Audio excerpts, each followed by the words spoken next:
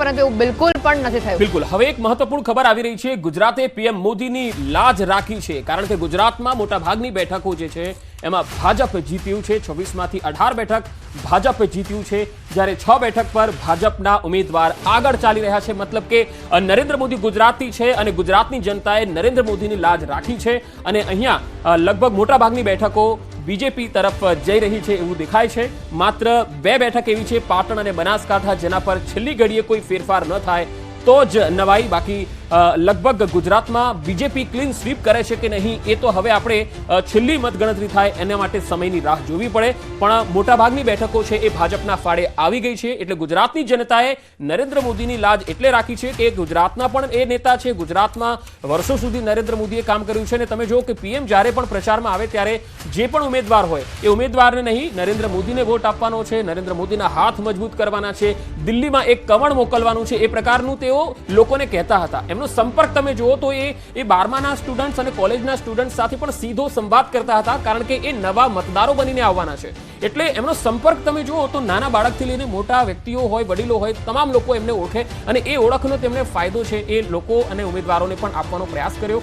અને અહીં જનતાના માનસ ઉપર પણ એ વાત છવાયેલી રહી કે ભાઈ આપણા ગુજરાતના કોઈ વ્યક્તિ છે જે પીએમ બની રહ્યા છે તો આપણે એમને જીતાડવા પડે। એટલે ગુજરાતની જનતાએ તો ચોક્કસ લાજ રાખી છે, પણ બનાસકાંઠા અને પાટણમાં આ લાજ રાખે છે કે કેમ એ જોવું રહેશે, એ રસપ્રદ પણ રહેશે, કારણ કે બનાસકાંઠાની જ એક ચર્ચા હતી કે જ્યાં કોંગ્રેસ જીતે એવી શક્યતા હતી, પાટણની શક્યતા લાગતી નહોતી, પરંતુ હવે પાટણમાં કોંગ્રેસના ચંદનજી ઠાકોર જ્યારે આગળ ચાલી રહ્યા છે ત્યારે કોંગ્રેસને આ ફાયદો થાય છે કે નહીં, કોંગ્રેસ માટે ખુશીની ખબર આવે છે કે કેમ, એ હવે છેલ્લા રાઉન્ડની આપણે રાહ બિલકુલ લીડ વધતા જ પરિણામોને જે સામે આવી રહ્યા છે, હું બધાની સાથે રહેવા માંગુ છું, સુતરિયાનું આ નિવેદન સામે આવી રહ્યું છે। પરિણામ જેમ સ્પષ્ટ થઈ રહ્યા છે તેમ પ્રેમથી રહેવા માંગતા હો તો હું તમારા દિલમાં રહીશ। અમરેલીથી આ સમાચાર આવી રહ્યા છે। બિલકુલ, આ અમરેલીના ઉમેદવાર છે ભાજપના ભરત સુતરિયા અને તેમણે કહ્યું છે કે હું આવો સંદેશ કોને આપ્યો, સુતરિયાએ આવો સંદેશ કોને આપ્યો એ તમારે સૌથી પહેલા જાણવાની જરૂર છે। લીડ વધતા ભરત સુતરિયાના તેવર બદલાઈ ગયા। જયની ઠુમ્મર છે તેમની સામે અમરેલીથી અને ભરત સુતરિયા ભાજપના ઉમેદવાર છે। તમે જો જ્યારે આ ભરત સુતરિયાને ટિકિટ આપી અને ત્યાર પછી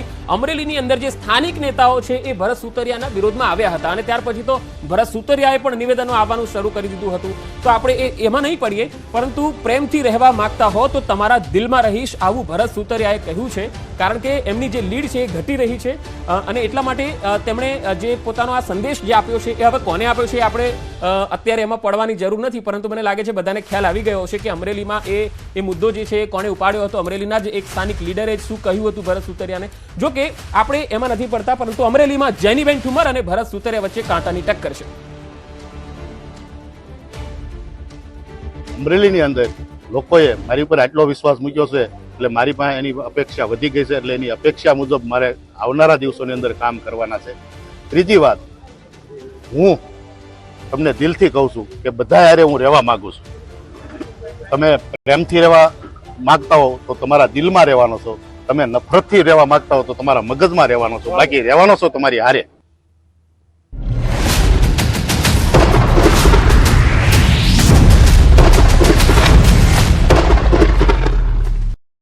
દેશની અંદર 543 લોકસભા બેઠક છે અને એનો ગ્રાફિકના માધ્યમથી આપણે સમજાવીશ કે અત્યાર સુધીનો જે સિનારીઓ સામે આવ્યો છે, એનડીએ 297 સીટો પર આગળ છે, જ્યારે ઇન્ડિયા ગઠબંધન 228 સીટો પર આગળ ચાલી રહ્યું છે, જ્યારે અધર પાર્ટી છે તે 21 સીટો પર આગળ ચાલી રહી છે। હવે આ જે કેસરી કલર તમે જે જોઈ રહ્યા છો આ છે ભારતીય જનતા પાર્ટી અને એનડીએના સાથી દળો કે જ્યાંના તેમના ઉમેદવાર આગળ ચાલી રહ્યા છે, જ્યારે આ બ્લુ કલર તમે જે જોઈ રહ્યા છો એ ઇન્ડિયા ગઠબંધન અને તેમના ઉમેદવાર આગળ ચાલી રહ્યા છે।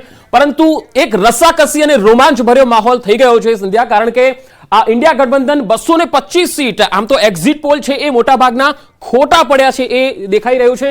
હવે આપણે રાજ્યવાર સ્થિતિ છે એ આપણે ચેક કરી લઈએ તો યુપીમાં 80 સીટ છે અને 80 લોકસભા સીટમાંથી એનડીએ 37 પર આગળ છે, જ્યારે ઇન્ડિયા 41 પર આગળ છે। આ એક મોટો ઉલટફેર અહીંયા મતદારોએ આપ્યો છે। યુપીમાં 41 સીટ ઇન્ડિયા ગઠબંધન ના જે ઉમેદવાર છે તેમાં આગળ ચાલી રહ્યા છે, જ્યારે 2 અધર પાર્ટીના ઉમેદવાર છે જે આગળ ચાલી રહ્યા છે અને બસપા જે માયાવતીની પાર્ટી છે તેના સુપડા સાફ થઈ ગયા છે યુપીમાં, પરંતુ એનડીએ કે જેને સૌથી વધારે આશા આ રાજ્યમાંથી બેઠકો મળવાની હતી તે અહીંયા આગળ આશા ઠગારી નીવડી છે। માત્ર 37 બેઠકો પર તેના ઉમેદવાર આગળ છે। હવે બીજી એક ઉલટફેરવાળી બેઠક જો કહીએ તો એ છે વેસ્ટ બંગાળ। પશ્ચિમ બંગાળમાં 42 લોકસભા સીટમાંથી ટીએમસી 31 બેઠક પર અત્યારે આગળ છે, બીજેપી માત્ર 10 પર આગળ છે, જ્યારે કે બીજેપીનો દાવો 25 થી વધારે બેઠકો જીતવાનો હતો.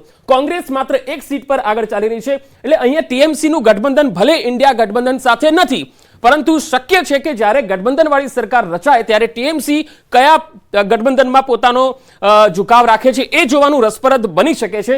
કારણ કે ઇન્ડિયા ગઠબંધનની જે ઓવરઓલ જે બેઠકો છે, જે 272ના મેજિક આંકને સ્પર્શવામાં જો એની નજીક આવે તો ટીએમસીનો એમને સપોર્ટ સરકાર બનાવવામાં મળી શકે છે એવી શક્યતા છે. જો કે હાલ એક મહત્વપૂર્ણ ખબર આવી રહી છે, તેના ઉપર નજર કરીએ.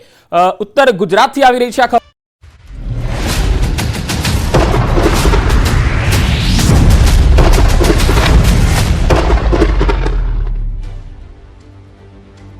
બે વાગવાનો સમય થવા આવ્યો છે અને લગભગ તમામ ચિત્રો જે છે તે સ્પષ્ટ થવા આવ્યા છે. સૌપ્રથમ આપણે ગુજરાતની પર જો વાત કરી લઈએ, 26 માંથી 18 બેઠકો ઉપર ભાજપની જીત પણ લગભગ નિશ્ચિત થઈ ગઈ છે અને બાકીની બેઠકો ઉપર અત્યારે પરિણામો આવી રહ્યા છે. સાથે અન્ય પણ સમાચાર આવી રહ્યા છે. ભાજપ ઉમેદવાર જશુ રાઠવાએ જીત હાંસલ કરી લીધી છે. છોટાઉદેપુરથી આ સમાચાર. કોંગ્રેસના ઉમેદવાર સુખરામ રાઠવાનો અહીંયા પરાજય થયો છે.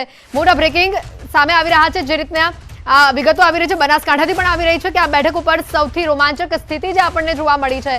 ફરી એકવાર ગેનીબેન ઠાકોર અહીંયા જે રીતે નીકળ્યા છે બનાસકાંઠાની બેઠક પર, સૌથી આ રોમાંચક અને જે રીતની આ સ્થિતિ અહીંયા ઊભી થઈ છે. ફરી એકવાર ગેનીબેન ઠાકોર આગળ નીકળી ગયા છે. મતોથી, ઘણા મતોથી તેઓ આગળ નીકળ્યા છે. કાંટાની ટક્કર હતી, 8000 મતથી તેઓ આગળ ત્યારે જોવા મળી રહ્યા છે. રેખાબેન ચૌધરી પણ સામે જે કાંટાની ટક્કર, અને આ બેઠક ઉપર અત્યારે ગેનીબેન આગળ જોવા મળી રહ્યા છે. ઘણી જ રોમાંચક સ્થિતિ અહીંયા અત્યારે જોવા મળી રહી છે.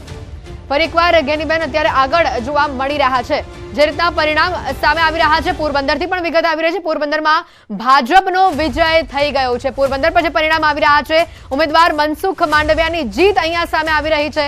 જે પ્રકારના પરિણામો હવે સ્પષ્ટ થઈ રહ્યા છે, પોરબંદરમાં ભાજપનો વિજય થયો છે. તમામ પરિણામો સ્પષ્ટ થઈ રહ્યા છે. 18 બેઠકોના પરિણામ સ્પષ્ટ થઈ ગયા હતા અને અન્ય બેઠકો પરના પણ પરિણામ ધીમે ધીમે સ્પષ્ટ થઈ રહ્યા છે. માંડવિયા 3.80 લાખથી વધુ મતોથી તેઓએ જીત હાંસલ કરી છે. 3.5 લાખ કરતા પણ વધુ મતોથી તેઓએ જીત હાંસલ કરી છે. પોરબંદરમાં ભાજપનો આ ભવ્ય જીત 3 લાખ કરતા 3.80 લાખ કરતા વધુ મતોથી જીત હાંસલ કરી છે મનસુખ માંડવિયાએ. 18 બેઠકોનું તો ચિત્ર સ્પષ્ટ થઈ જ ગયું હતું અને આગળ પણ જે તમામ જે વિગતો આવી રહી છે, જે ટકાવારીઓ સામે આવી રહી છે, એ પ્રમાણે પણ જોતા અહીંયા ગુજરાતની જનતાએ અહીંયા પીએમ મોદીની લાજ રાખી હોય તે પ્રકારના પરિણામ ગુજરાતથી સામે આવી રહ્યા છે. મનસુખ માંડવિયાને 3.80 લાખ મતોથી જીત. અહીંયા પોરબંદરમાં ભાજપનો ભવ્ય વિજય સામે આવ્યો છે. ભાજપના ઉમેદવાર મનસુખ માંડવિયાની જીત સામે આવી છે. તમામ જે ચિત્રો સ્પષ્ટ થઈ રહ્યા છે, ધીમે ધીમે જે જીત હાંસલ થઈ રહી છે. સૌથી વધારે જે રસાકસીવાળી બેઠક એ બનાસકાંઠાની બેઠક કે જ્યાં ગેનીબેન અત્યારે આગળ જોવા મળી રહ્યા છે. પોરબંદરમાં ભાજપનો વિજય થઈ ગયો છે. એક બાદ એક જે પરિણામો સ્પષ્ટ થઈ રહ્યા છે. અહીંયા ખેડાથી પણ વાત કરીએ તો દેવુસિંહ ચૌહાણની પણ અહીંયા જીત થઈ છે. માંડવિયા 3.80 લાખ વધુ મતોથી જીત હાંસલ કરી છે. તો આ તરફ વાત કરીએ, દેવુસિંહ ચૌહાણે પણ જે જીત હાંસલ કરી છે. તમામ બેઠકોના આ ચિત્રો આપણને સ્પષ્ટ કરતા બતાવી રહ્યા છે. 2 વાગવાનો સમય લગભગ થવા આવ્યો છે અને અહીંયા મોટા ભાગના કહી શકાય કે જે ચિત્ર સ્પષ્ટ થઈ રહ્યા છે. બનાસકાંઠાની બેઠક પર સૌથી આ રોમાંચક જે સ્થિતિ અહીંયા સામે આવી. ગેનીબેન એકવાર ફરી